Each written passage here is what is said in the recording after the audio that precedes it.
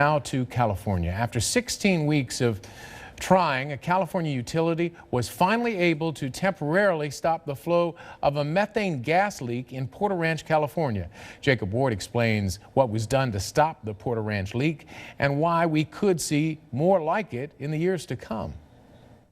The equipment we've seen going in and out of here today is really just a temporary solution, the company says. It'll be a while longer until they have a permanent solution, something like plugging the well with concrete. In the meantime, this place remains a ghost town. We've seen no sign of the residents here, a natural response to one of the greatest environmental disasters in the history of this state.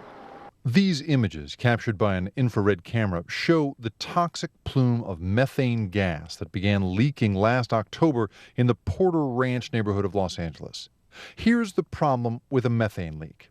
First, you can't smell or see the stuff. It takes special sensors to even detect it. Second, it's an extremely potent greenhouse gas.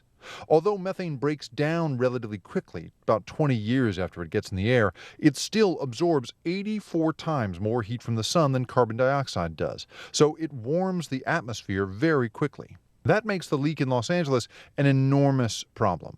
Over 96,000 metric tons of methane have escaped since October 23rd.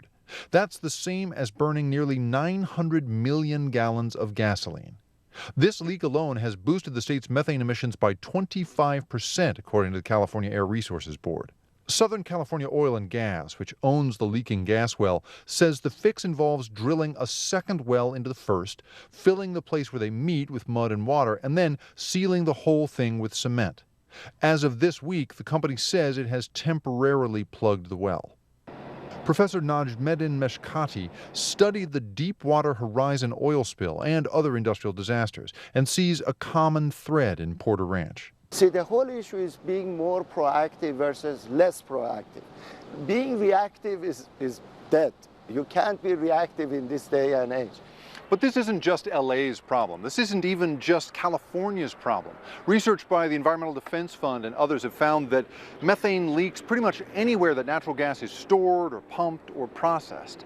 In fact, a report by Stanford University found that nationwide methane emissions, because it's pretty much leaking everywhere, may be as much as 50% higher than federal projections. In Boston, researchers found a leak for every mile they drove. The same was true in Staten Island, New York. In areas of Chicago, a leak every 3 miles. In 3 areas of Los Angeles, the rate was 1 leak for every 4 to 5 miles.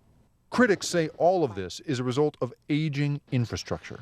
An estimated 40% of the gas pipes in Los Angeles are more than 50 years old.